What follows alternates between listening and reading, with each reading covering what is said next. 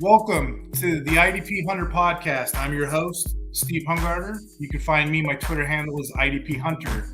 I'm also the number 4 ECR ranker for IDP on Fantasy Pros. I'm a writer and podcaster over at Fantasy Six Pack. I'm also a writer over at IDP Guys. What we're going to do today is we're going to talk a little bit about the NFC East. We're going to cover defense as well as offense. And I brought in backup today. I brought in someone who's very analytical. So you're in for a treat tonight, audience. We're going to have me doing the analytical side defense. You got a gentleman over here doing the offensive side analytical. The name is Steven Hoops. Just like basketball, we're going to be shooting hoops today, okay? Steven Hoops, you can find him on Twitter. His handle is @TargetShares. But more importantly, Steven's got credentials. Steven's on a couple shows. He's a writer for Going for Two, and he's the co-host of the Dynasty Gambit.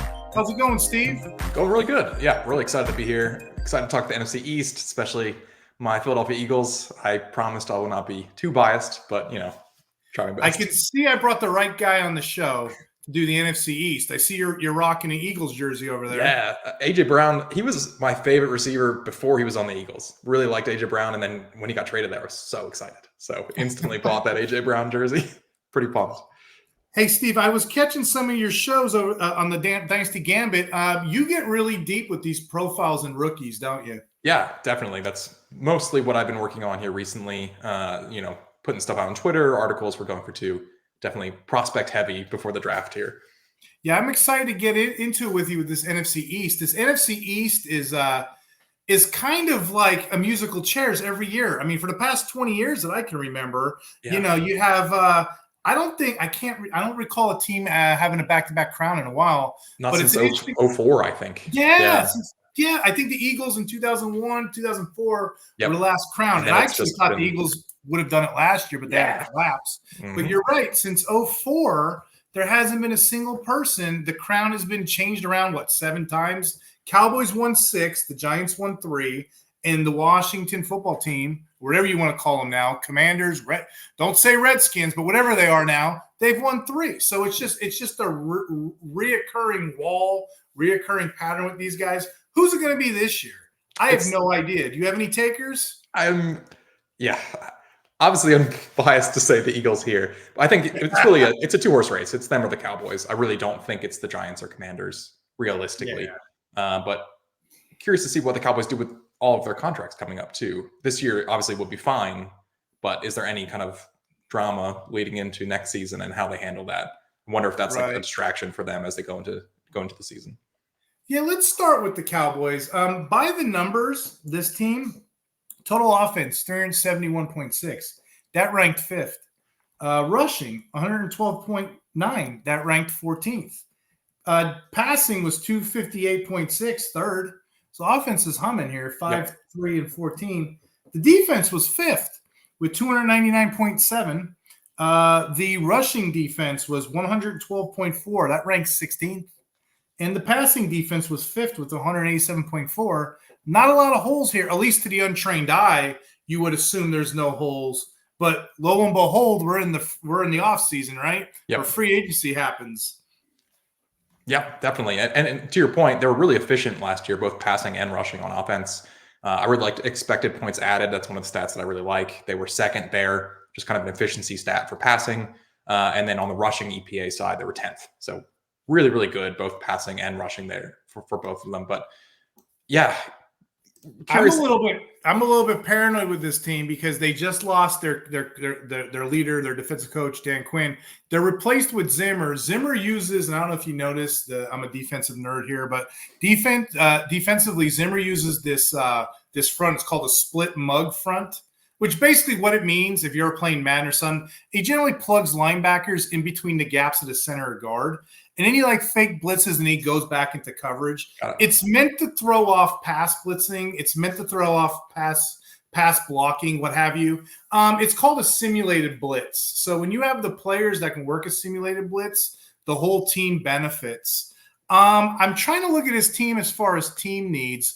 What do you think the team needs would be for the Cowboys? Yeah, I mean, at least on the offensive side, definitely running back. Right now, the roster is not so great. They lost Tony Pollard, signed with the Titans. So they have Rico Dowdle, and I think they just signed another free agent back a couple days ago, but no one of Royce Freeman of big significance. So I think the expectation is they're going to take a running back relatively early in the draft.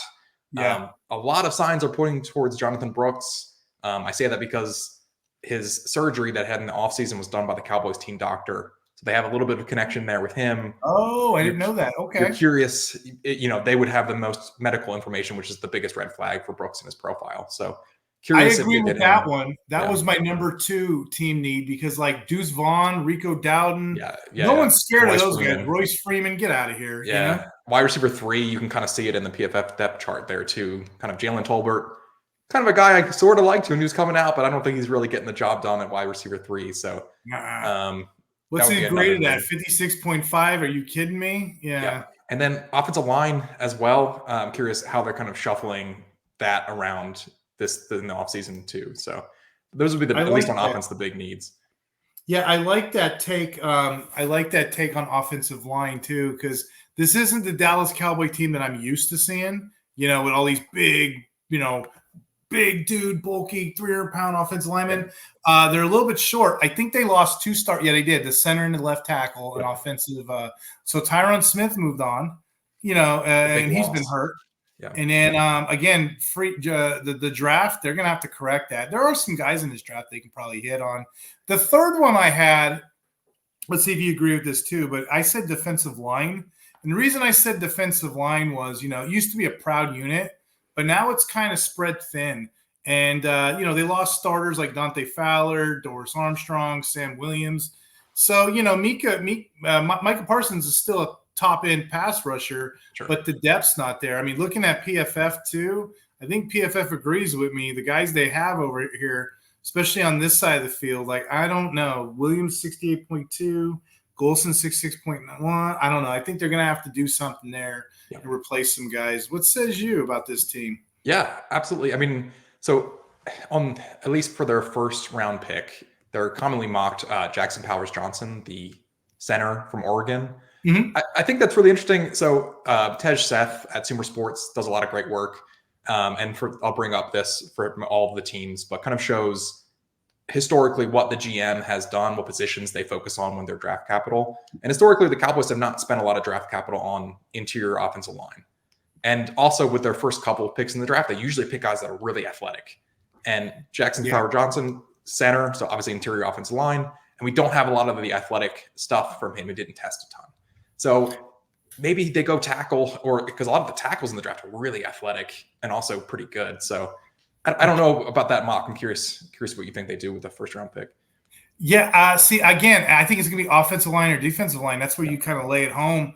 It all depends on the order goes, to be honest. I mean, this is an offensive juggernaut of a draft. You got generational tight ends. You got great wide receivers. You can go a lot of different ways. On IDP, we got defensive linemen for days. We got cornerbacks for days in this one. A little dry at the typical IDP positions. So I'm skeptical in a lot of drafts this year because guys usually go linebacker first. I don't know if I do that. So this is an interesting draft. I'll tell you one place they're set is quarterback, I think. Dak actually had a really good season, especially I had him in a couple Superflex. What do you think about this quarterback position? Yeah, absolutely fantastic season. And I'm kind of just wondering why they haven't already extended him, to be honest. I think they're going to have to pay him when he's a free agent. They can't tag him. They're going to pay him $55 million plus per season coming up here. But yeah, fantastic season. As I said, the Cowboys were second in pass EPA. I mean, hard to do better than that. Really a fantastic year.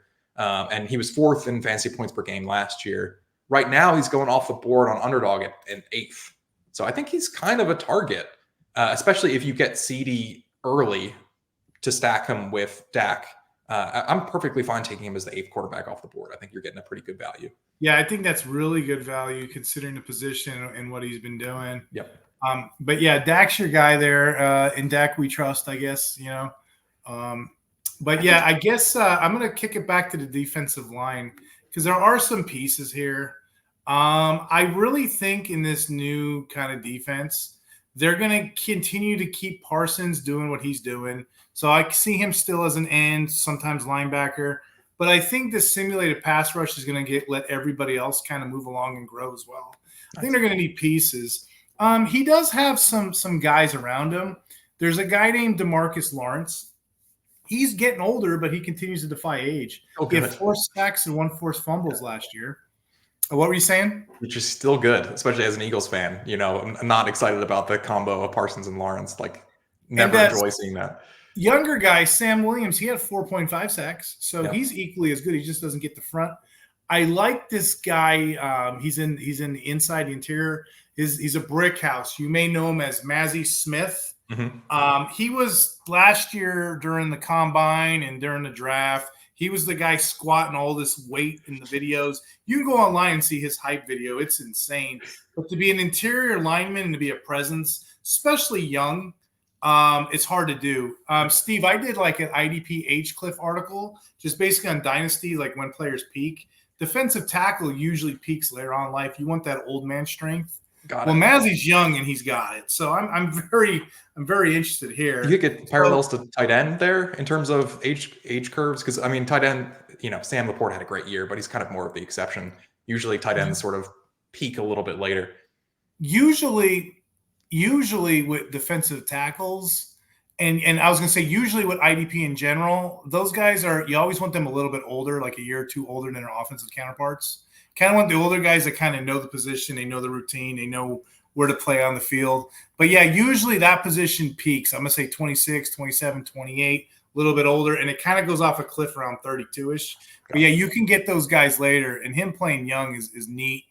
The last guy in this four-man front here, I'd say Micah Parsons, 14 sacks, 8 tackles for a loss. It remains to be seen what this guy can and cannot do. Overall, this unit is a pretty good unit. It ranked 14th in sacks last year, but I just don't have I just don't know where the depth is going to come from this season. That's why I'm saying I think it's a key position. So monitor this in the draft. It'd be smart to have a guy that can bring in and grow, especially with Lawrence getting so much older. Yep. So, that's my take. That's why I'm saying I think that's a position of need. Even though it looks kind of good on paper. What says you about – we'll flip it back to you about these running backs. What says you about the running backs market? Yeah, I think they're going to draft one. It just depends on when they're going to draft one. And I think that really tells you how much they like Rico Dowdle. I guess he would be the 1A if they take a running back really, really late. But my best guess is they take one relatively early, round 2, maybe round 3.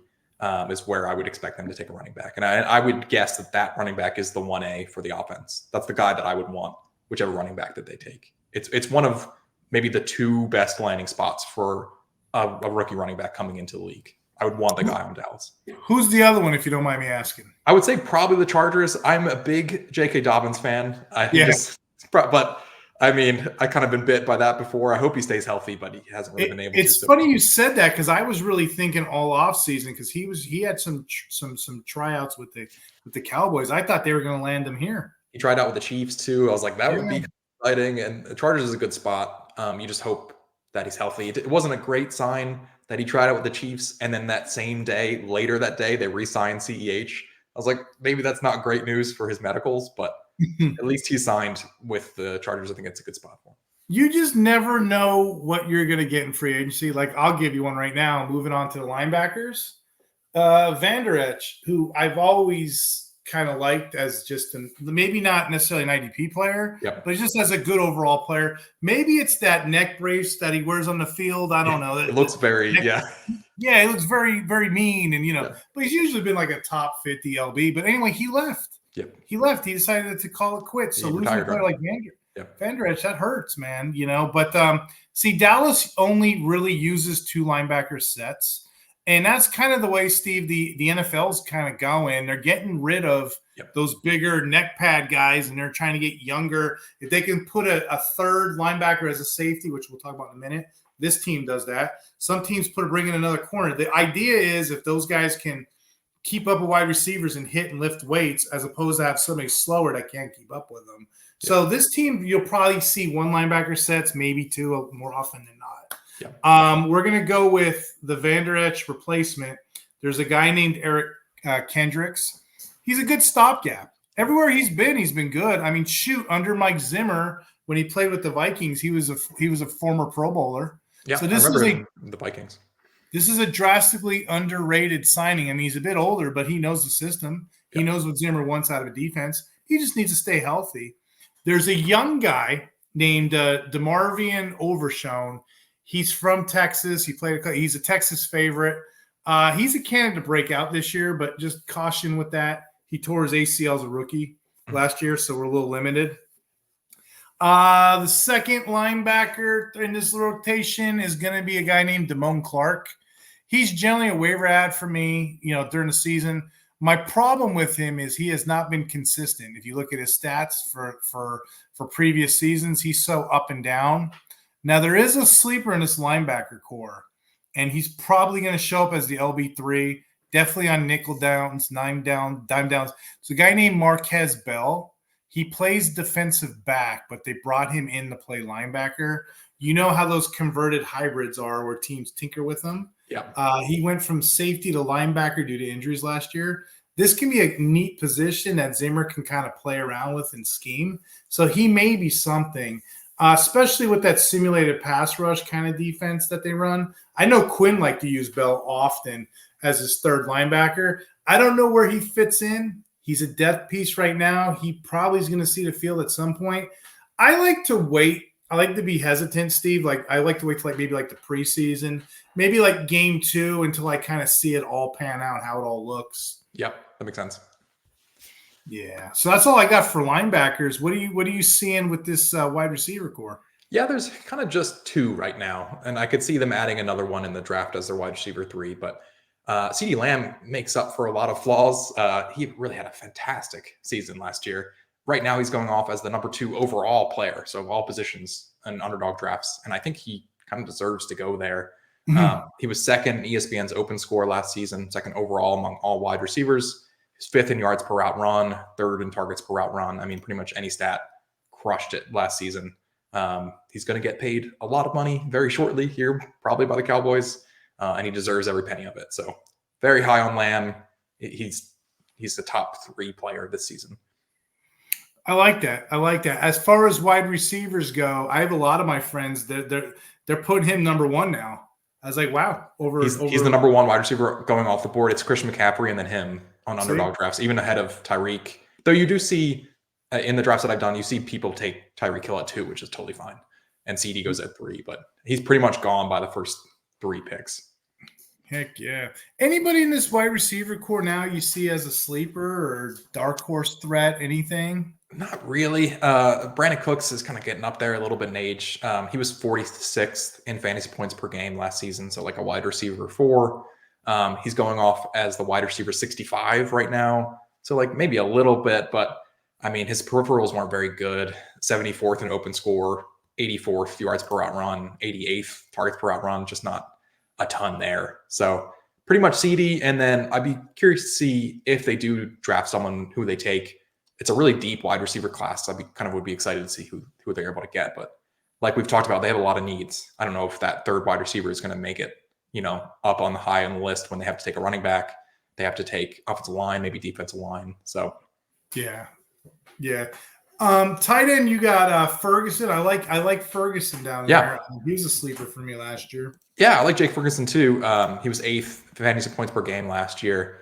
He's going off as tight end 11 on underdog. So getting a little bit of value there. Pretty good open score, some pretty good peripherals. I like the age too. So I like Ferguson, especially if they don't spend a ton of draft capital on wide receiver. Then you're like, he could legitimately be the second target on the offense, which is really what you want with your tight end, quote unquote, sleepers or like a mid round or late round tight end. You want the guy to at least have a shot to be a top 2 target. Honestly, this is one of the first years I can remember that they have holes. So whatever picks there, if a wide receiver, I'm like, oh, that makes sense. If they take defensive line, that makes sense. Offensive line, it takes sense. I just think quarterback and tight end, they're okay. And you know what? There's another positional group I'm okay with.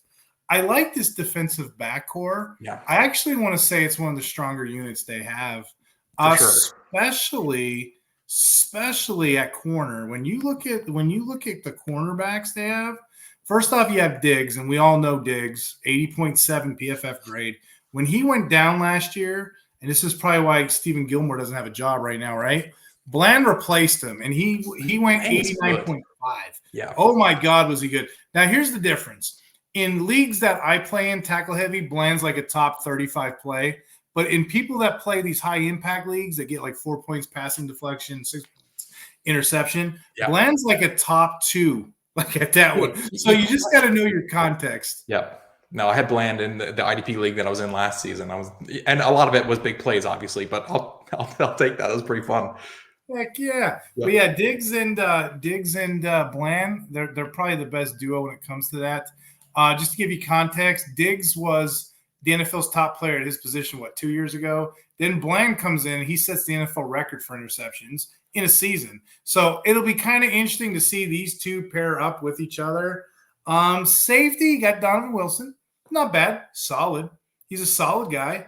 He usually leads the group with like tackles. I think he led with, what did he have, like 2 interceptions last year? There's a guy named Kersey and there's a guy named Hooker here. They're okay. They're not elite starts. And then Brandon Lewis is your nickelback when he's healthy. That's just a question. Is he healthy? He's the guy on your chart. I think his summation right here, there's going to be growing pains with this team. The core is still there. Mike Zimmer's a quality coach, in my opinion. He's done more with less at other stops, particularly, early years with the Minnesota. And then, of course, when he's with the Bengals. But yeah, he's done more with less.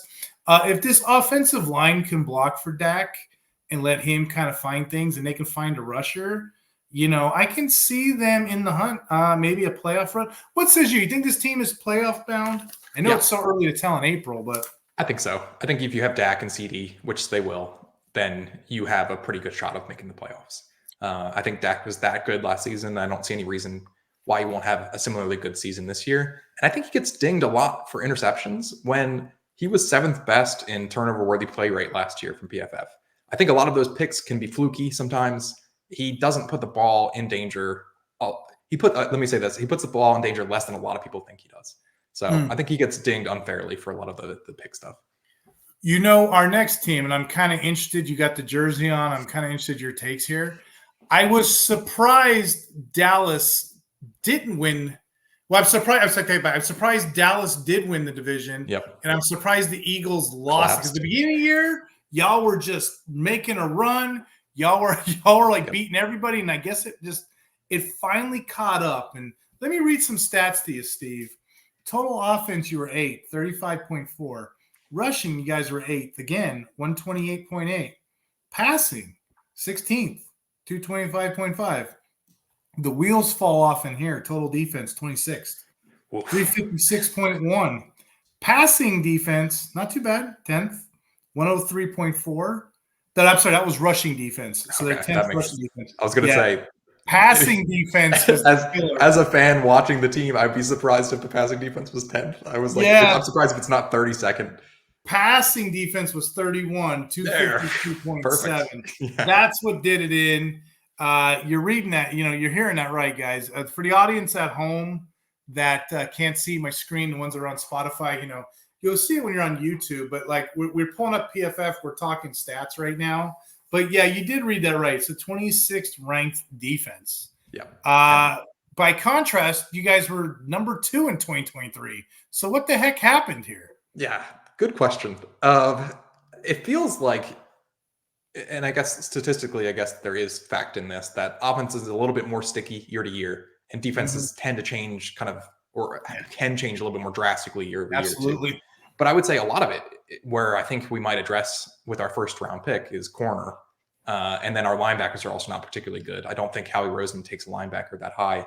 But the Eagles are pretty commonly mocked a corner. I think Nate Wiggins from Clemson is the most popular one, but other corners could be there too. So I agree can see with them that take quickly. with the cornerback. I know, on paper, it doesn't look like a weakness, but when you really look at it, they were 31 last season, like we said.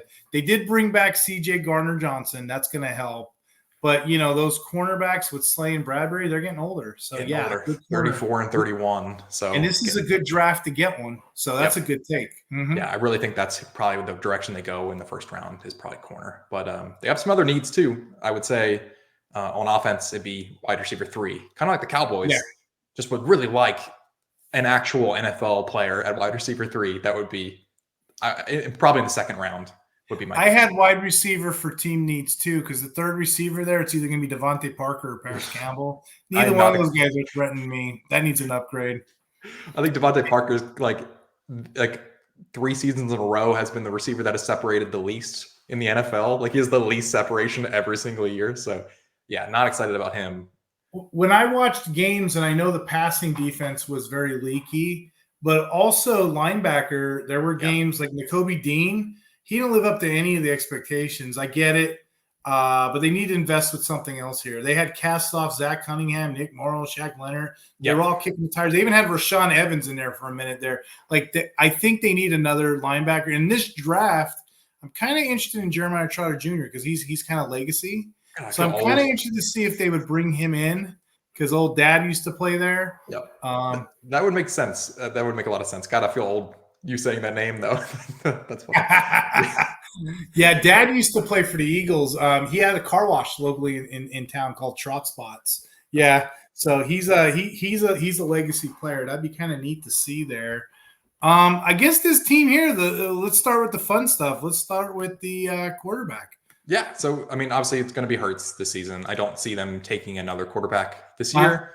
Though Howie does tend to spend more than the average GM of his draft capital on quarterbacks, just something that they tend to do more frequently. But yeah, I mean, Eagles were 12th in passing EPA last season, which is really good. 7th in rushing EPA.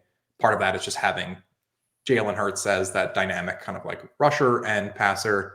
I think where he kind of struggled a little bit last season is that he was 40th in time to throw. So he had an average time to throw of over 3 seconds. And so some of that's trying to be dynamic and making plays, but that also you got to get the ball out a little bit faster than that. He also had one of the higher ADOTs in the league. So maybe a little bit more just on time, shorter passes would get this offense flowing a little bit better. He doesn't throw over the middle of the field a lot, runs a little bit more than maybe you would want him to in those situations where a receiver might be opening like on a dig route in the middle of the field, maybe hit that rather than take off. It's nitpicky, but I think some of those things could improve the offense a little bit. Mm-hmm. Now, talking about the defensive line a little bit, and I'm going to tell you, the defensive line was not the problem, and I'll tell you why in a second. Usually when you have a team that's so terrible against the pass, it's usually they got all this time to throw. It's usually the defensive line's fault because a good defensive line could clean up a lot. Yep. This is not the case.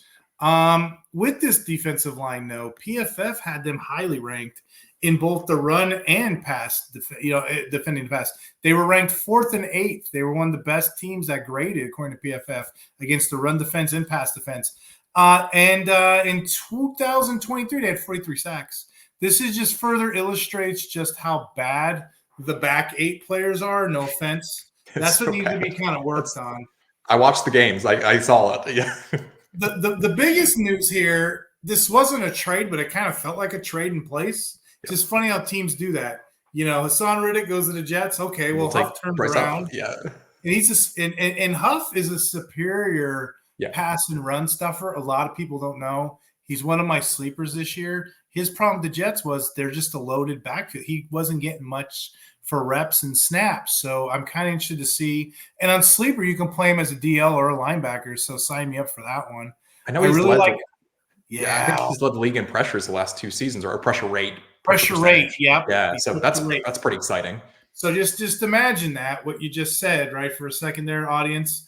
You got a guy who led the league in pressure rates, but he wasn't getting opportunity. Now he's getting the opportunity. If that door's not knocking, I don't know what is.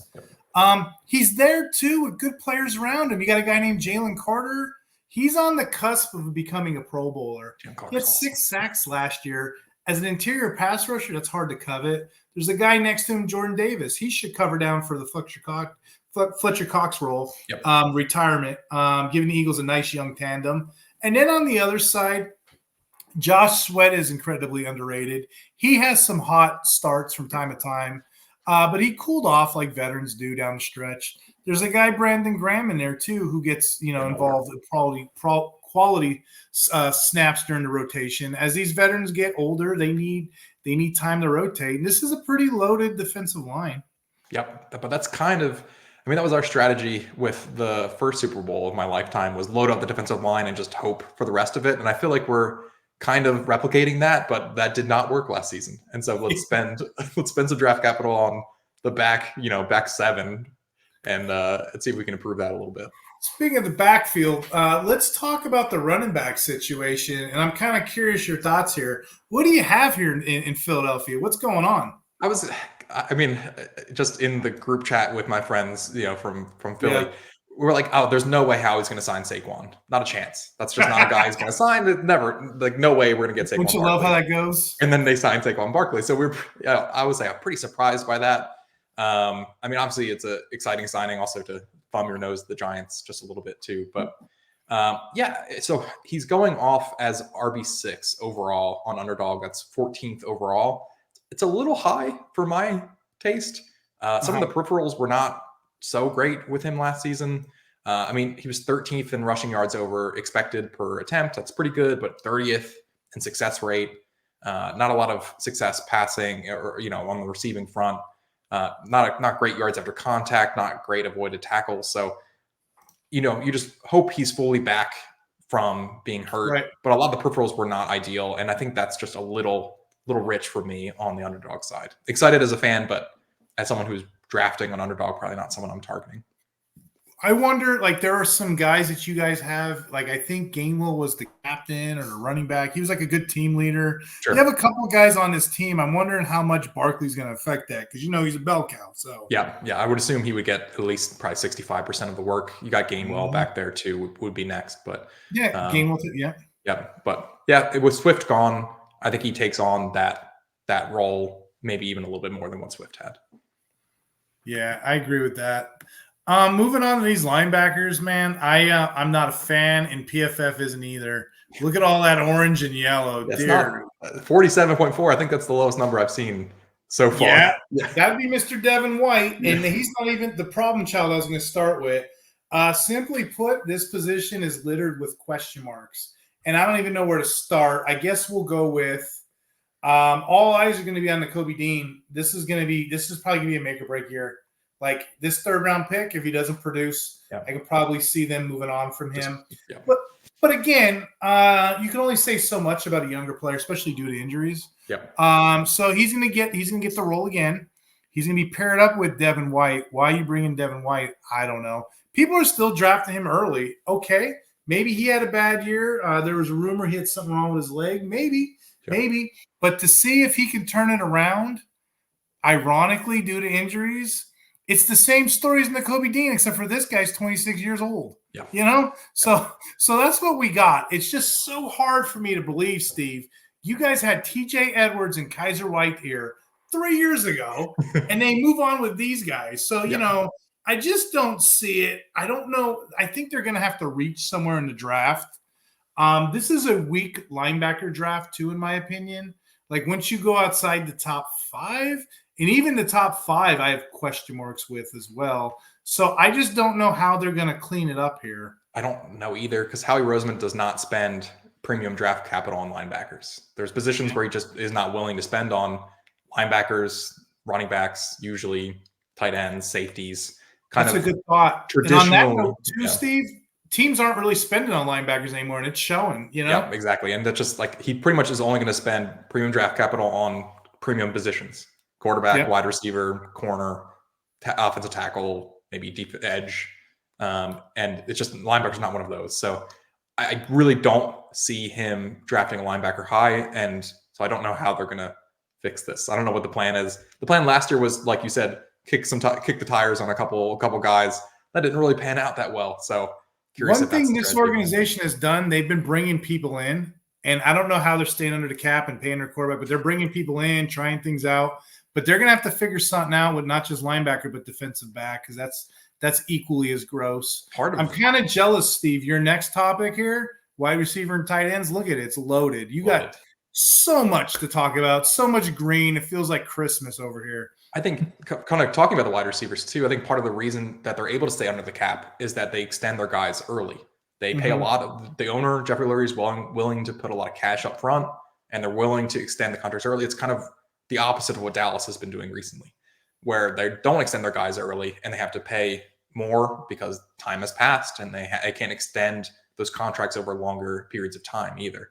And we just extended Devontae Smith, which I was pretty excited about. So yeah, I mean, definitely loaded at the top with AJ Brown and Devontae Smith. Love both of those guys. That wide receiver 3, I would personally love them to take someone ideally maybe in the second round. I'm a big Troy Franklin fan. That would seem like a guy that might fit the bill for a wide receiver 3, what we're looking for. Nice. And he would be available around our 2 second-round picks. And come to think of it, because I dabble in the rookie profiling too. Troy Franklin is a very good deep threat. I mean, He runs that fade streak pattern, probably one of the best in the rookie class anyway. And that's what kind of the Eagles need. They need somebody better than what they've had. The Quez Walkers, the Paris Camp. Yeah, they need something. I know Franklin gets dinged a lot because he's really thin. I mean, he is like 170 some pounds, and he's pretty tall. But surprisingly good against press coverage in college too. So you have some hope that even though with his body type, he could still beat press coverage. And also the Eagles haven't shown that they're wary of taking wide receivers that are really thin. They got Devontae Smith and it's worked out pretty well for them. So you could see that, maybe being a parallel there for them too. Nice. I'll move on to defensive back, and it's not as yucky as I'm advertising. It's not as gross as I was talking. There's a bit of turnover. There's some suspense. There's a mystery, and there's a sleeper candidate. This is like a good romance novel, okay? We got some suspense. We got some mystery. We got a couple things we don't know. Let's start with the obvious. You said it at the beginning of the podcast. Darius Slay's 33, James Bradbury's 31. Yep. Those can't be our corners to start the year. I mean, that's probably the oldest tandem in the league. No. Yeah. Right? They did not get to enjoy a superior pass rush that the team had. In 2002, they had 70 sacks compared to the 40-plus I said this year. Okay? Their coverage got exposed quite often than not. So we're going to do something there. If that is not enough to contend with, we got a guy named Cindy Brown who I'm excited about.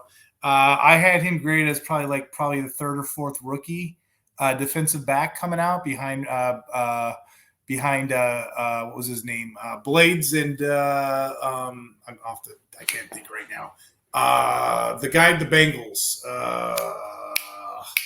It'll come to me later. But anyway, you know what I'm saying. He was the third defensive back coming out.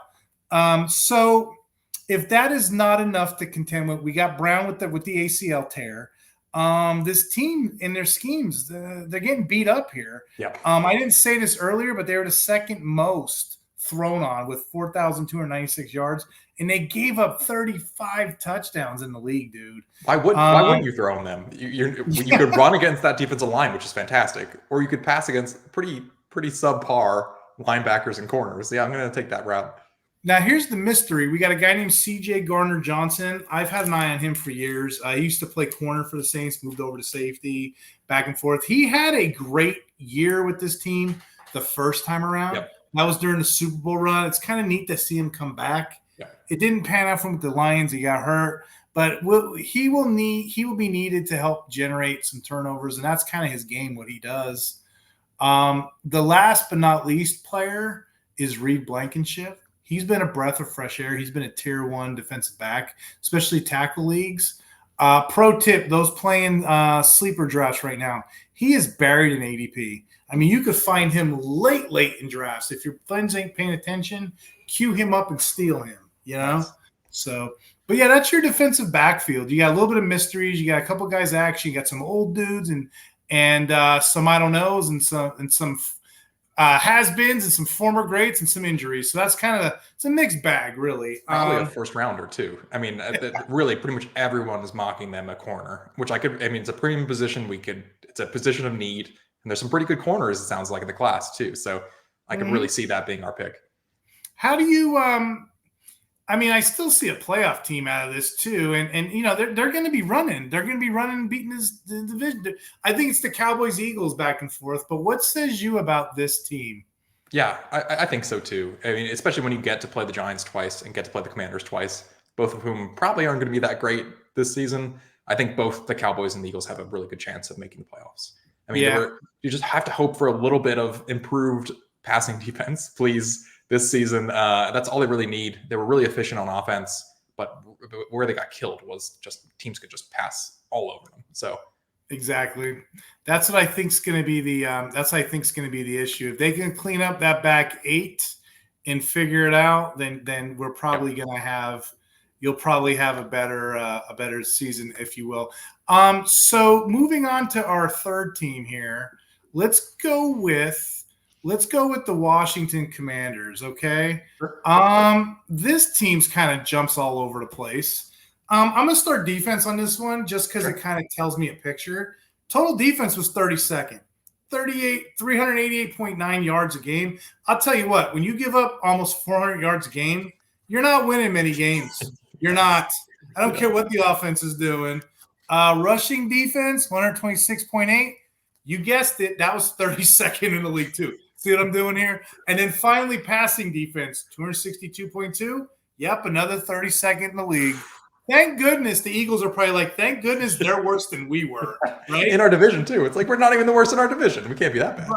Right. Now, it was kind of fun watching Sam Howell throw these friggin' balls down the field. It was kind of neat. It still was a 24th ranked offense, 312 yards, 0.8. Passing was 18th, 219.1. So it was middling, but it was kind of nice to see. Rushing 27th, 93.6. And I'm kind of interested. I know Dan Quinn's coming over here. He's going to pull out all the stops. There's a pretty good story there, and we'll talk about that stuff. But I'm kind of interested to see what the team needs are for you, because I think the short answer to me would be everything. I think pretty much everything. I think the first one that comes to mind is quarterback. I think they could, at least on the offensive side, that's what they're going to do with pick number 2. The question is just who. The markets now are slightly leaning towards Jaden Daniels, where they were more confident it was Daniels just a few days ago. Thanks for bringing that up. I think that probably is the most likely pick. And so kind of got this ready of who Jaden Daniels most likely will be for the Commanders. So for my audience on Spotify that can't see the screen, those on YouTube could. We got a profile. We got some geek stats here. We got some stuff all dialed in here on Jaden Daniels. Where'd you get this slide from, Steve? Yeah, so I made this. All the data is from PFF. But does it himself, man. We need a slide, ladies and gentlemen. You check out Steven Hoops on Twitter. And again, what are we looking at exactly, Steve? Yeah, so it's some people call it different things, but it's sometimes called a radar chart.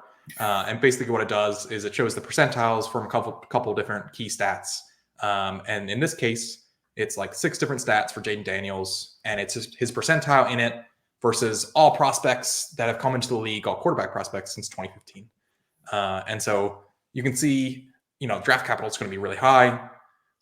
It's only 87th percentile when he's picked 2 or 3, because there's just been so many guys that get picked first overall at quarterback.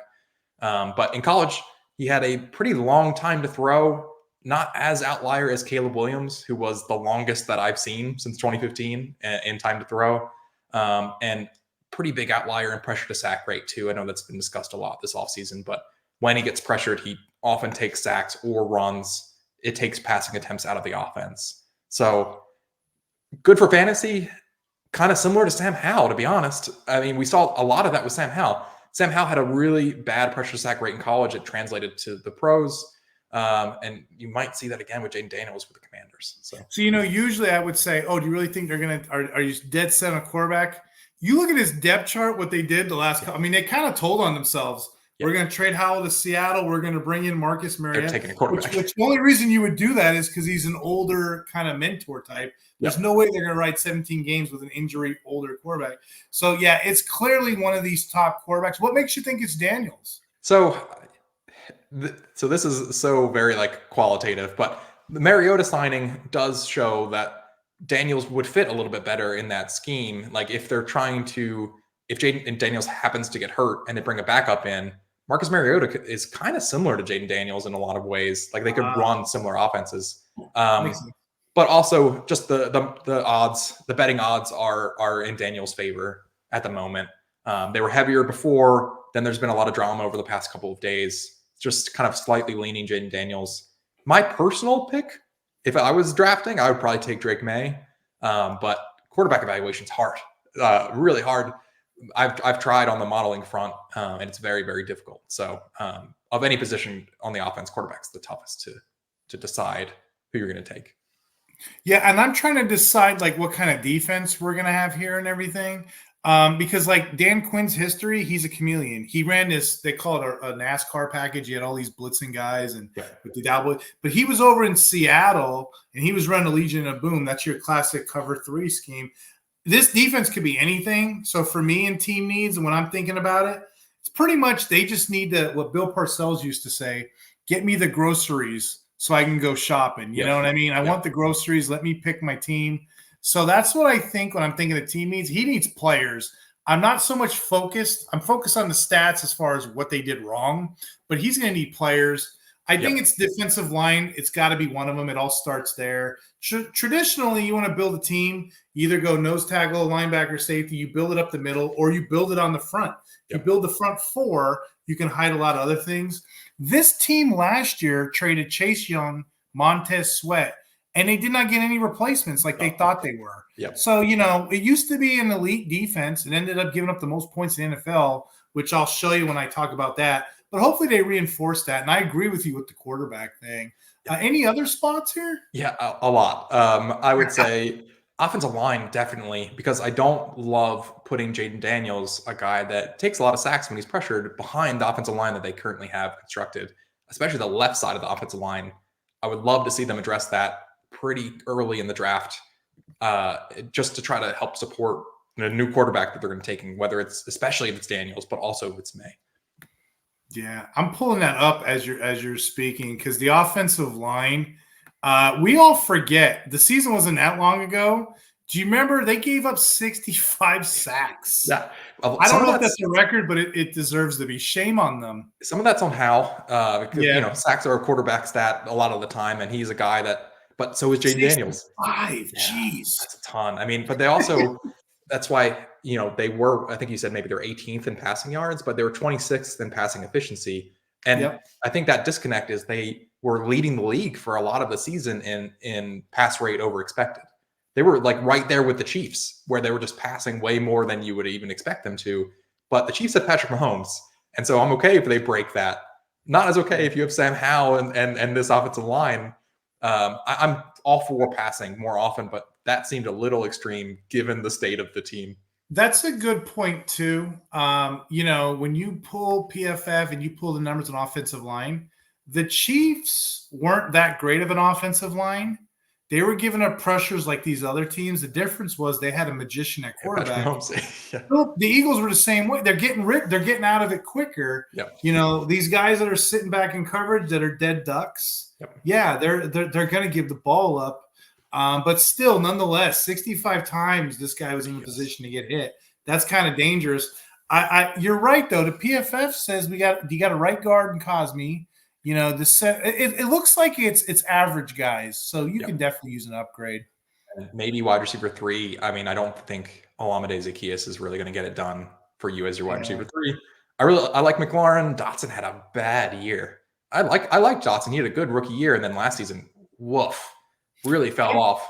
I said it like you said it. Offensive line, defensive line, quarterback. I did the same way. I'll tell you what, when I'm building a Madden team and I'm building a team, I kind of like these kind of garbage teams. I can kind of just trade everybody, get my picks.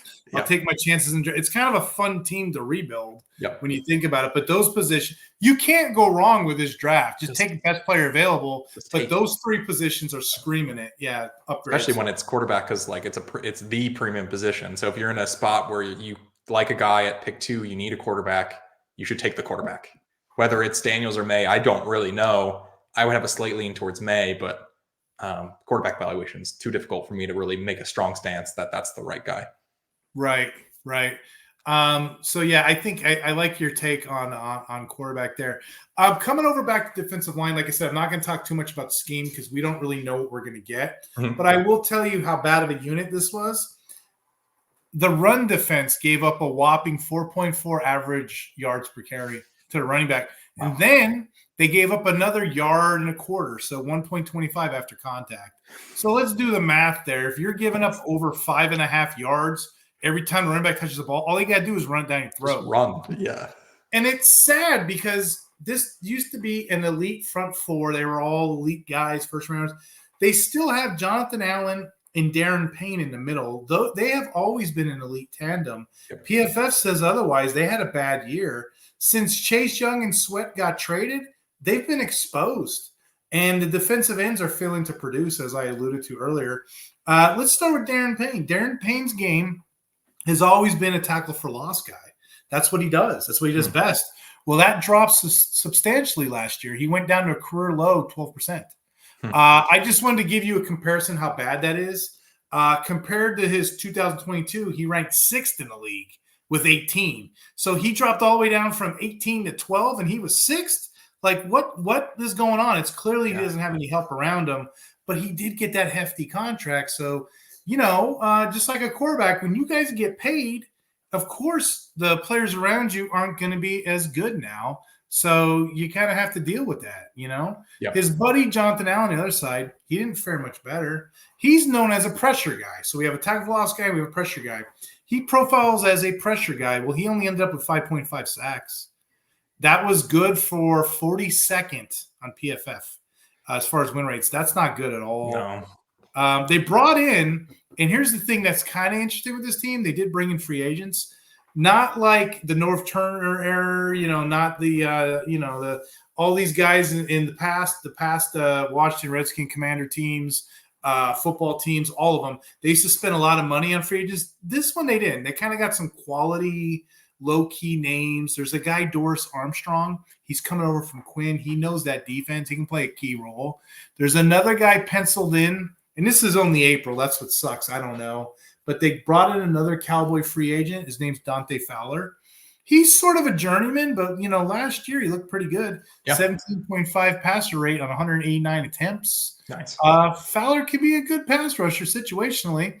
And then, drum roll, please. You guys got the former 1.4 draft pick of the 2019 draft class. Yay. The bad news is Clinton Farrell. Yeah, I was going to say. I remember that draft class. He was like the top guy. Yeah. And then the Raiders came later on and got Crosby. You would have never thought those guys' fate would change. But he's on this team. Hey, who knows? Yeah. KJ Henry hasn't produced. But if anybody's going to squeeze production out of a defensive line position, I'm willing to bet it's Coach Quinn. Sure. That makes sense. Mm-hmm. What says you at this offense? Let's kick it back to you here. I'll throw it to you with the running backs. Yeah, so definitely interesting on the running back front this season. I mean, they signed Austin Eckler. That's kind of the big splash. I think, to me, if I'm drafting an underdog, I would prefer, it's kind of interesting. It's not normally the guy that I'm kind of a big fan of, but I prefer Brian Robinson. I feel like Austin Eckler, never nice to say this, but I feel like he's kind of a little washed.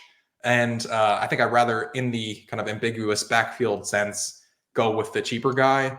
And Brian Robinson, actually, one of the guys that surprised me in doing this analysis, had some pretty good underlying stats. He's going off his 32nd running back. Last season, he was 23rd in fantasy points per game. He was 9th in yards per route run for running backs, 16th in success rate, 21st in rushing yards over expected. He's got some okay peripherals, especially for a guy that you're going to get in like the 8th or 9th round on underdog. I think I would be willing to take the bet on him and assume that he's able to take the most of the work, and maybe Eckler kind of is falling off that age cliff potentially. Injured all last season, but yeah, worried for Eckler. Not a lot of great stats when you look at basically anything from his season last year. I'll tell you what, I've been dumping Eckler types for like the last couple of years playing the age game in Dynasty. Yeah. I have him on one team. I can't get rid of him. And I was like, I don't know. This might be the year. You never want to be the one like hot potato. Yeah. Musical chairs. You never want to be the one without the chair, And I feel like I'm stuck with him, and he goes to the Commanders, and I'm like, you know what? He's gonna get at least some volume and some touches. He'll probably break his hip week 5. No, I'm kidding, but yeah. You know what I mean? But you're gonna get some quality use. So at least I can get one more year and squeeze it out of him, Yeah, they paid him, so they're gonna use him, but the efficiency, at least as of last season, was not there in the slightest. And Brian Robinson, actually, I was just one of the guys I was more surprised in, and a guy that I've been taking a little bit more often in underdog drafts after doing this work of looking at this division in depth. I think he's, would be he's an all right pick in the 9th round. and a guy that I tend to need a running back in that spot. So, hey, you'll be surprised with these linebackers. I'm actually kind of excited with this group. It's actually, I think, in my opinion, it's probably the best unit. And it's retooled. Yeah, you got some green on there. We'll start with Bobby Wagner. He led the league last year with 183 tackles. That's an older guy. Yeah, how is he doing that at his age? I don't know. So what's funny is with IDP, everybody thinks the tackle is like great. The tackle's the last thing at the end of any play. You know what I mean? Yep. They're not telling you that, hey, he may have been drugged down the field a little bit. They're not telling you, okay, he was huffing and puffing, but he got there. Yeah. You know what I mean? But still, 183 tackles in the season, that's probably one of the better signings they had. He'll be a run stuffer. It's an under the radar story because Wagner's another one of Quinn's guys who knows his defense back in his earlier days in Seattle. So that's good. Another under the radar signing is Frankie Louvu. They pretty much stole him away from the Panthers. They gave him $31 million. He provides not just a solid linebacker option, but he really excels as a pass rusher. He's really good. I had to check it. PFF got him clocked at 20% of his blitzes he gets home. So that's pretty good pressure right there. Yeah, which gives him this team very much so needs some edge rush. They don't really have edge rush history. It's sorely needed. Jamin Davis is your third. I don't really care for him. He does a lot of boneheads. I have a backup named, and I don't even know if I'm saying it right, Khalik Hudson, I think it is. But Hudson is a very interesting stash. He played 3 games last year, and he graded out 74.4 per PFF. A lot of tackles, a bunch of tackles. Both these guys are adequate depth pieces. So, yeah, you got a lot of options here. The rest of his defense is probably going to get worked, but I think you're safe at linebacker. Nice. What says you on offense and the tight end? What you liking over there? Yeah, so maybe I'll hit wide receivers real quick. I think I've always really liked Terry McLaurin. He's going off as the wide receiver 36. I think that's pretty fair. His peripherals were pretty rough last season, but you hope maybe they can improve a little bit with better quarterback play. But yeah, he was 53rd in yards per out run, 46th in targets per out run, but you're not paying that much for him. Jahan Dotson is probably the most interesting name to me in the wide receivers. I still believe that he could be good.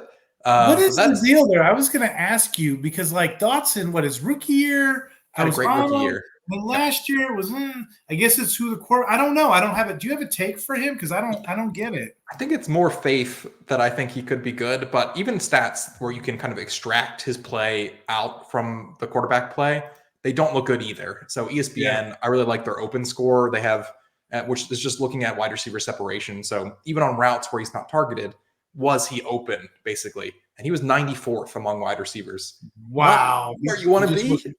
Yeah. So a really rough year. I think it's more just like faith that he could turn around after that rookie season. That was pretty good.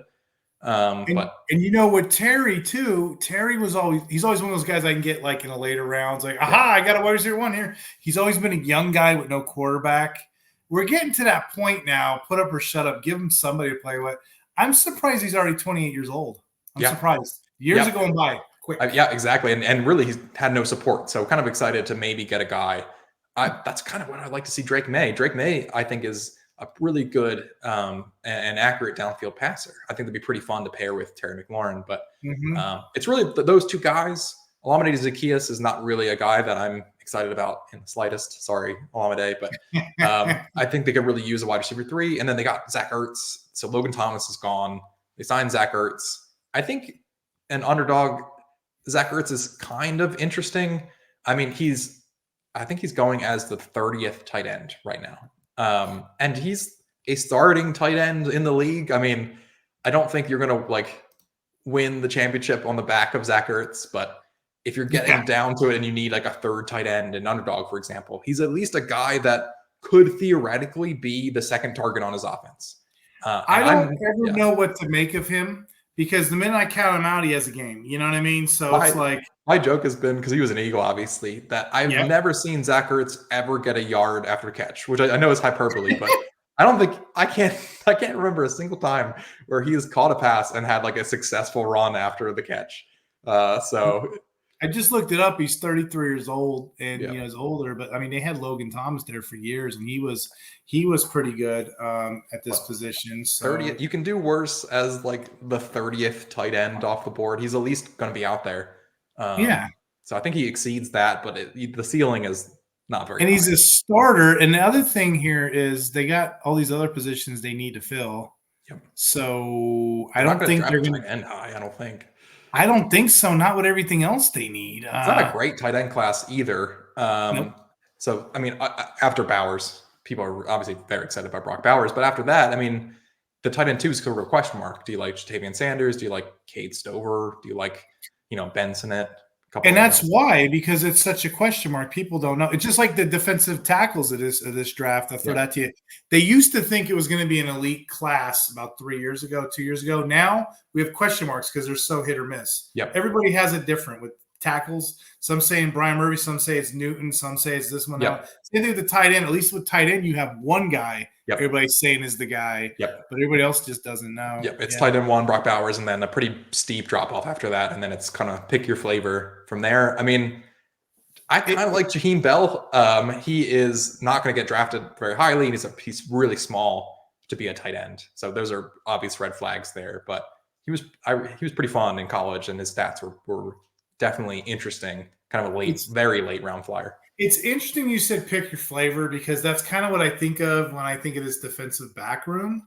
It's another overhaul that's needed. Pick your poison, pick your flavor, half full, half empty. I guess I would start with Jeremy Chin. He's the direct replacement for Cameron Curl. Chin will get usage, okay? He struggled after his outstanding play as a rookie. Now, why did he struggle? It's not necessarily the player, it's how they use him. When he was getting that linebacker rover role, he was getting all them tackles. When they made him play all the way out free, he wasn't as much. So, honestly, more to follow. We'll know more in preseason, but it's going to be interesting how Quinn figures him out, how he employs him. He could use him as his new weapon. Mm-hmm. Yeah, interesting to hear your thoughts on Forbes when we get to him, just because. Oh, yeah. So with cornerbacks, you got 2023 first rounder. You got 2 top 50s. You got Forbes, and you got Nickelback, Jatavian Martin. I actually like both those guys, but the problem is you'd have to think, they're gonna get the play because they're getting all the draft capital, and they're expected to get steady improvement. That position, it takes its lumps as it goes. There's another guy, Quinn Martin, there. He should be able to control the slot. But I mean, who else is there? Benjamin St. Juice. He didn't really establish himself. Kendall Fuller, he went to the Dolphins. Yep. So, I'm not as impressed with this group, but I'm not gonna discredit those 2 right there, because they're still young players. So the data's still out there. I'll tell you what I do, Steve, if this helps. I target second-year players in drafts, especially if I'm in deep leagues. Mm-hmm. Like I'm in a 64 round best ball right now. It's all IDP. That's how sick it is, right? And guys like that, guys like last year it was Johnson of the Jets, Jermaine Johnson. Guys in the second year, their ADP is so buried that only guys like us are talking about them. Yep. You know what I mean? But I'm not going to write off a second-year player, and I sure as heck aren't going to say, oh, he's the greatest player ever. The jury's still out on these guys. These guys are young enough. These guys have the capital. These guys got the opportunity to succeed. Some people say he had a rough season. Some people say, hey, whatever. I am interested. I don't know if I would go as high as say it's a breakout year, but it's definitely a sleeper that I have in the back of my mind. Yeah, that's interesting, because I just remember, watching Eagles, but also just watching other NFC East games where it felt like Forbes was kind of getting picked on a little bit. Yeah. It seemed like that was part of the offensive strategy, was like, okay, let's get some like one-on-ones versus Forbes, or like get him in isolation, and then just get AJ Brown on him, because AJ Brown probably weighs like 50 pounds more than he does, like he did struggle mightily. And, this first year he did. And he had a high PFF. I don't have it on me, but PFF had a high target rate on Forbes. Now, here's the thing though, and this is something most people don't know, like rookie corners, the first couple of games of the season, like if you go back and look at Sauce Gardner's rookie year, he was getting peppered those first 5 games. And then people realize this kid can play, and then they stop and they don't throw to him anymore. Yeah. So a really easy IDP strategy, you take the top corner off the board, rookie, whatever. Yeah, go ahead and pick him up while he's having a good arc like that. That's when you trade him, because when he got a reputation and people are respecting him, he won't get as much play. So out of all the positions, that's a weird one. Like, yeah, if he's getting play, it's because he's getting targeted. You don't want your quarterback to be too good, because then you miss out on the IDP points. Yeah, that's really interesting. And then the other guy here, the only one really worth mentioning is Derek Forrest. He's been decent. He got injured, but he's been decent. He had 88 tackles last year, 4 interceptions. I mean, some teams would scream for that. I have major questions about this secondary. I have a few questions with the defensive line. The funny thing is they got a coach that, they're not expected to win anything. They have a competent coach. They might just grind out some games, kind of like the way the Lions did a couple of years ago, if you remember. Yep. They can go in there and steal some games. They didn't sign high-profile free agents, but they used their money wisely this year. Those were my two strong thoughts, and they did fill some holes. I don't see this team competing right now. I think locker room, they got to get mentally tougher. But yeah, I do still see them as a bottom of the barrel team. What says you? What do you think about this team? Agreed. I mean, I think unless the quarterback they draft comes in and has like a CJ Stroud-esque season, which is not the norm, that's pretty rare, then I don't think they're going to make the playoffs. But I am really excited to see who they take. Excited to see they got a lot of holes like we've discussed, what positions they target besides quarterback, because almost certainly going quarterback with the number 2 overall pick. Just curious how they fill out the roster after that. And the thing is about quarterbacks, you can really hide deficiencies. You know what I mean? If you look at Joe Burrow that year that they ran, they ran it back with the Bengals. Like, holy cow, they were weak every year without any wide receiver help. Yeah, like that team there. If anybody needed to get it figured out and walk back, it would have been them. Yep. I guess we'll move on to our final category, which will be the Giants. Nice. The Giants are kind of an interesting team to me because they're usually, I don't know. I think the problem is they overproduced that first year so much that everybody was expecting so much more out of them. And did not deliver.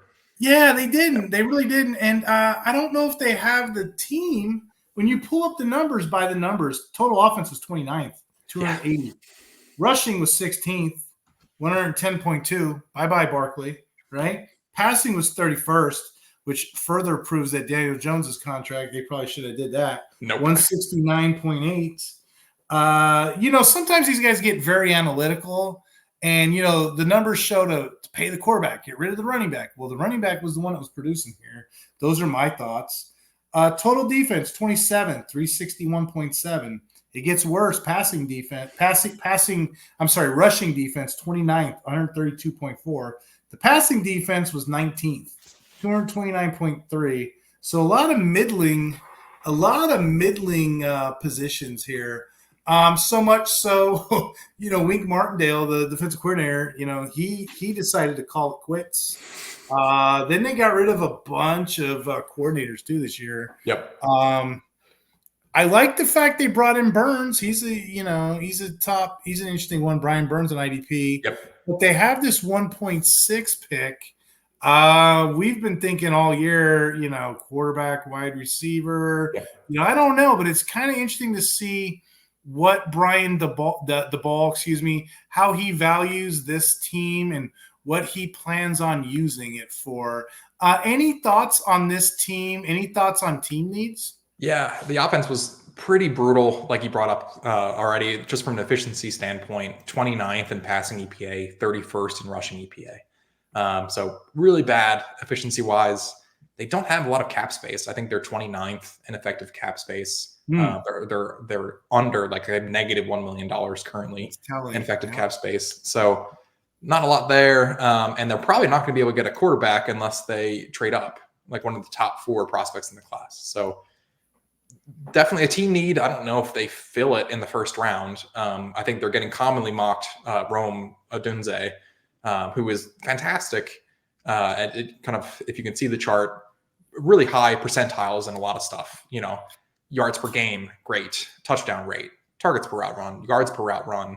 And I think a lot of the film guys really like Rome too, because Penix, his accuracy wasn't the best, And Rome kind of made up for a lot of that in addition to the other receivers that are there. 2 other ones are going to get drafted from University of Washington this season too. So for my audience on Spotify, they can't see what I literally pulled up another one of those radar charts that Steve Hoops over here made. And it's pretty telling. Like I said, Rome, I've had him commonly as my wide receiver 3 for most of the draft season. I think that's still going strong. Some people make an argument too, but I got him as a 3, comfortable 3. And you can see the yards per game.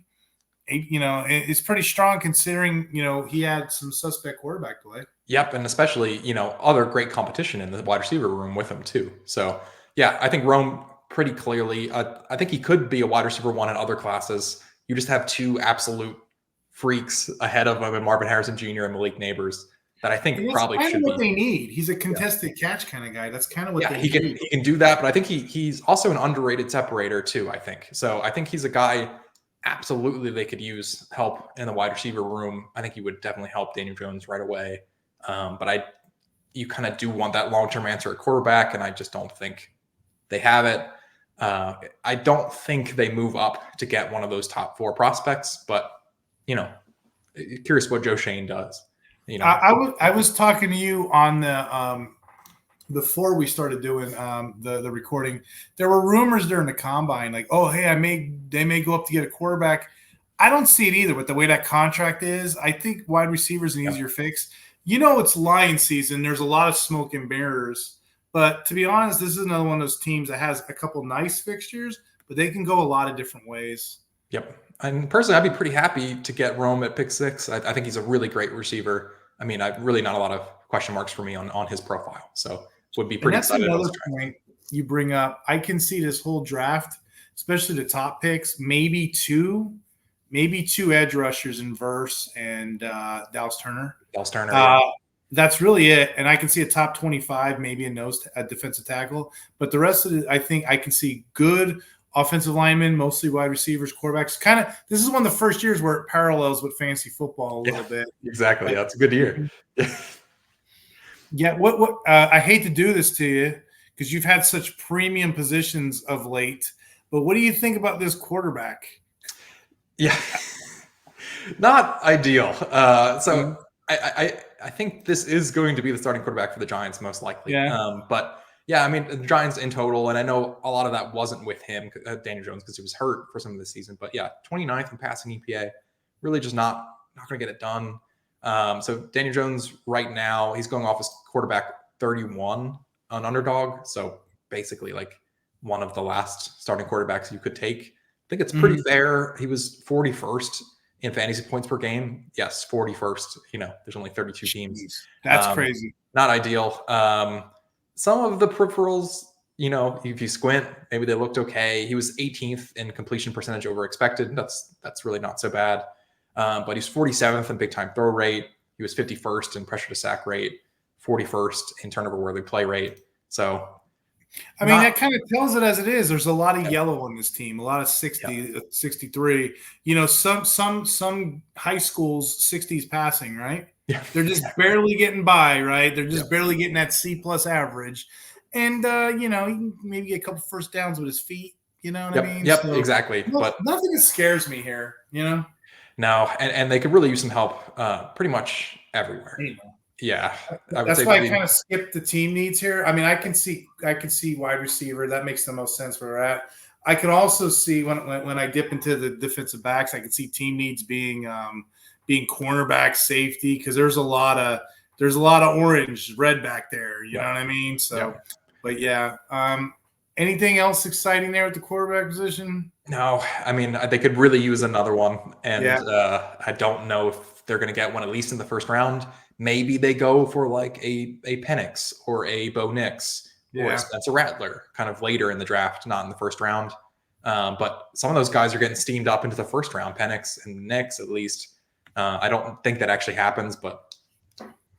Well, I have some interesting stuff on defensive line here. We got a couple. The major guys here we have is Dexter Lawrence, Kayvon Thibodeau, and Brian Birds. They're an impressive front. Really good. Yeah. Yeah. They lost Deshaun Robinson free agency. No one really cares. It's a really good lineup.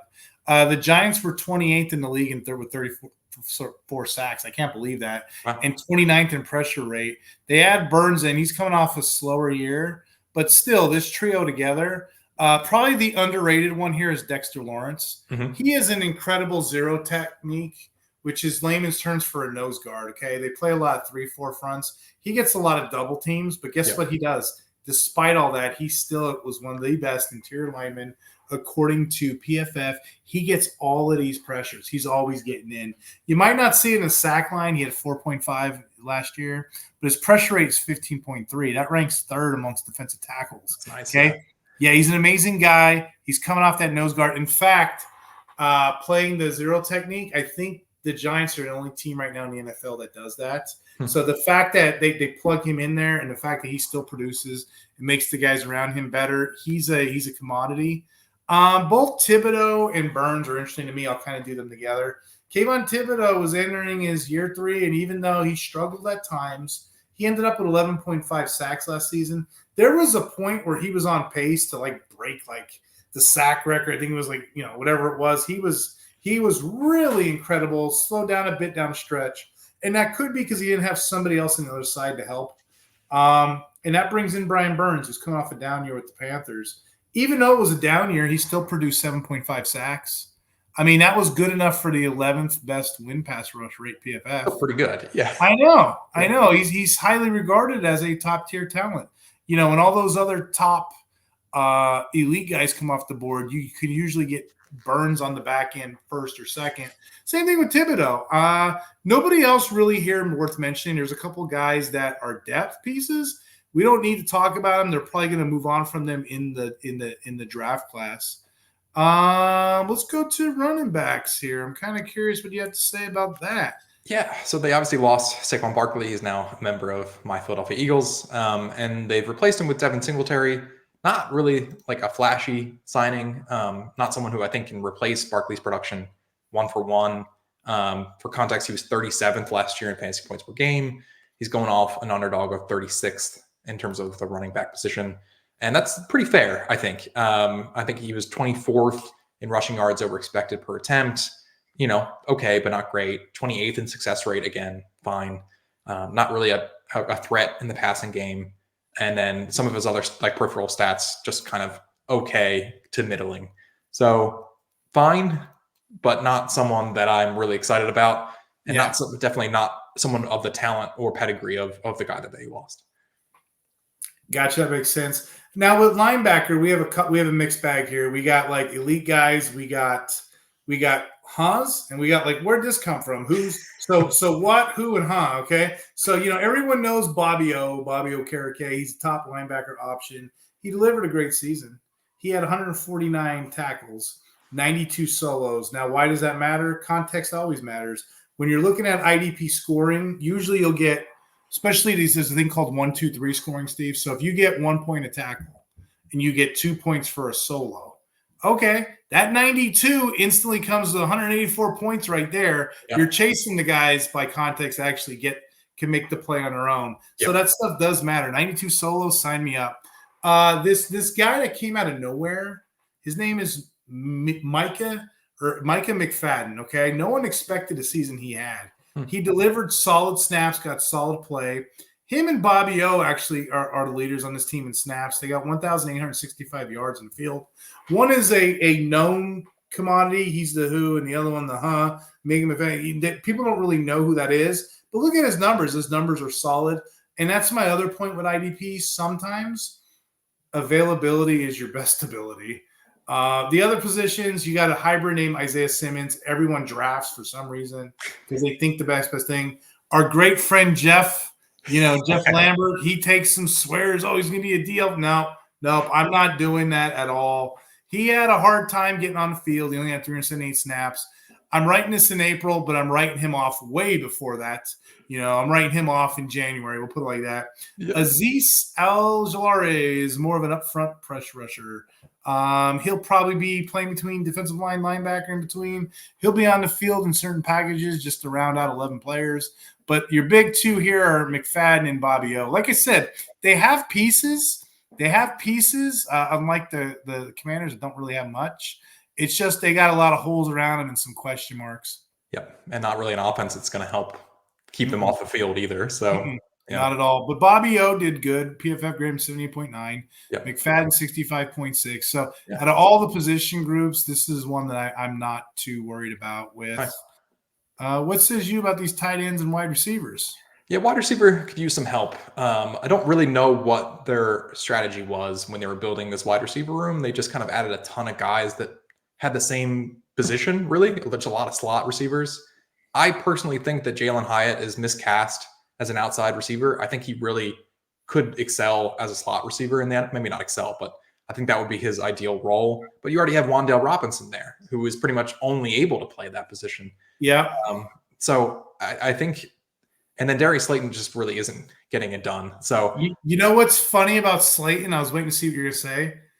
Everyone writes off Slayton, but just slow and steady. That guy's always like they're knocking. He's usually the one that ends up leading this elite, sleeper. Whatever. He's usually the one that ends up leading the team on like receptions. But when they draft Rome, I think Slayton is now on the sideline, and then you still have, because they put the draft capital a little bit in Jalen Hyatt. I think Wan'Dale's actually I think Wan'Dale is probably the sleeper that if I had to pick one, the guy that I would be most interested in on Underdog. I mean, I think let me get the stat for you, but I think he's going off really, really late. So he was 61st in fantasy points per game last year. He's currently going off as wide receiver 75 on Underdog.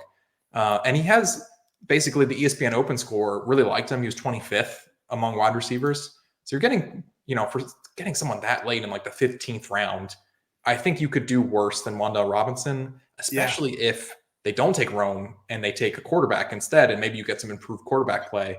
Well, then I think you're right in that regard too. And in Slayton too, this is the 4th year in a row he's led the team in yardage. I think his nail in his coffin is going to be he's asking for more money, trying to get. You're not going to nickel and dime this team. Yeah. This team's broke the way it is. You did the salary cap, whatever.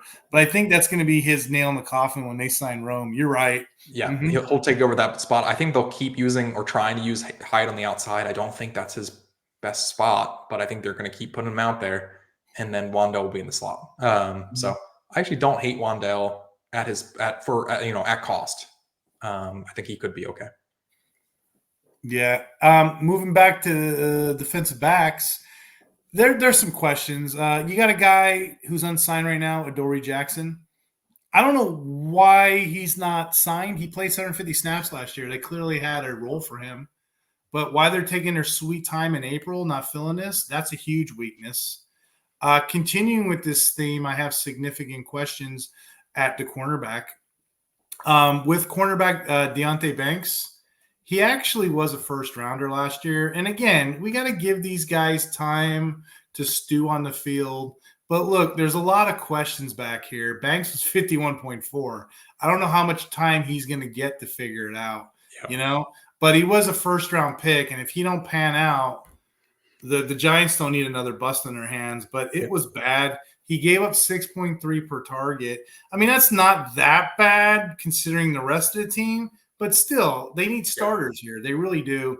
And I just mentioned Banks. I just mentioned Adoree Jackson. It gets even murkier from here.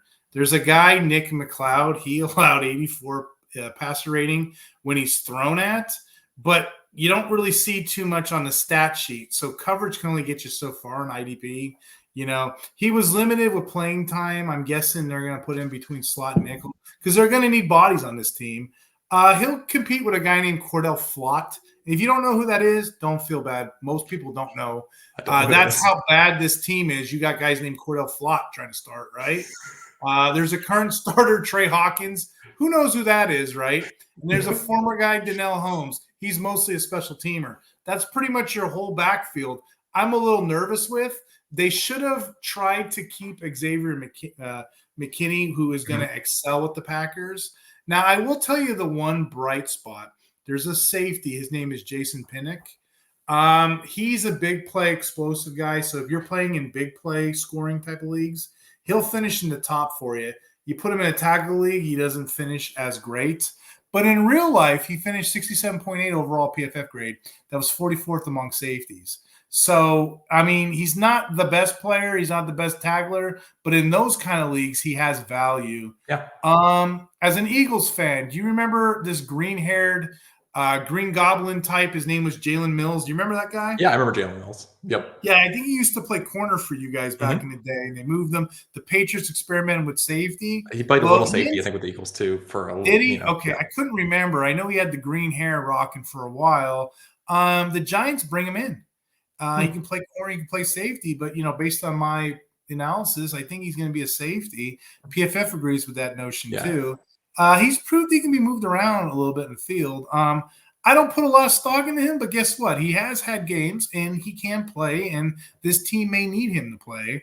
But there's a lot of questions in the backfield, which makes me nervous because you're playing the NFC East with teams like the Cowboys that can air it out, teams like the Eagles that definitely can air it out, and teams like the Commanders who, regardless who they got, they want to air it out. So I don't know. I don't trust this secondary.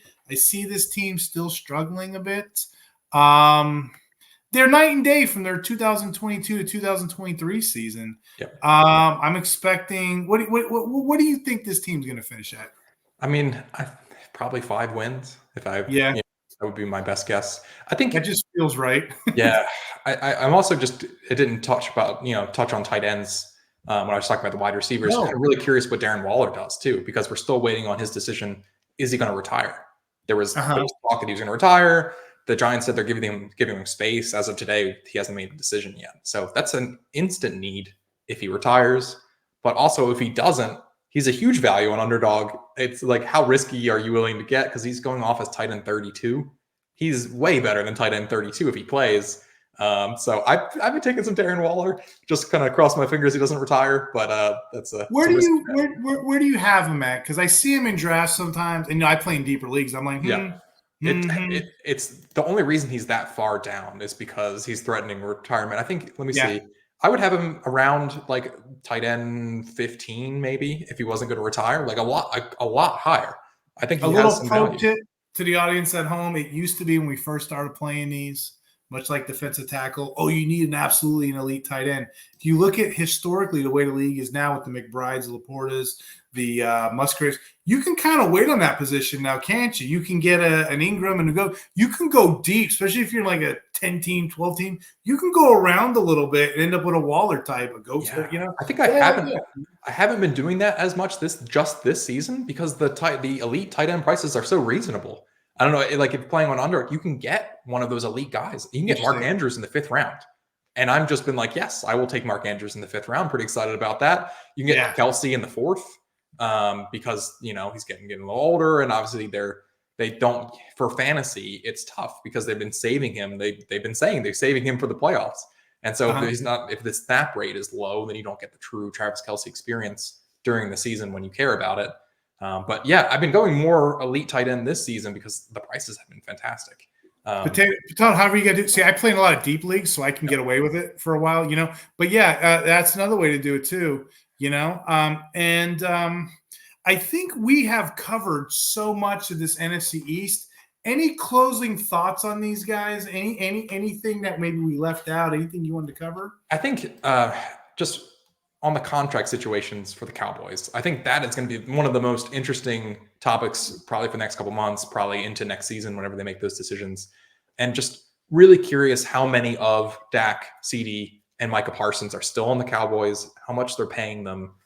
I think, do they let Dak walk and what that contract looks like?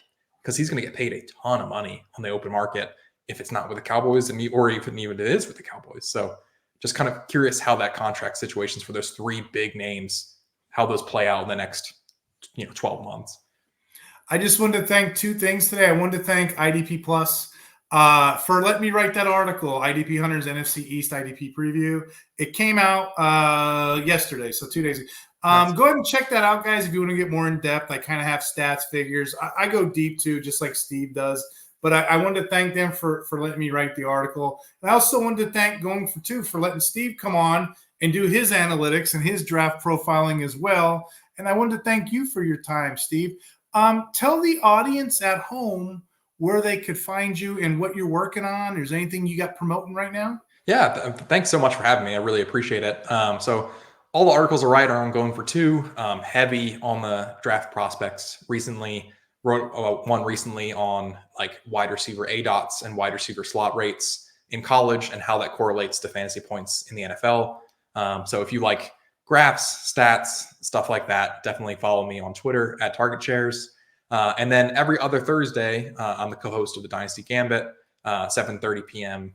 Central. So feel free to join us there too. But yeah, follow me on Twitter at Target Shares, and then follow my articles at Going for Two.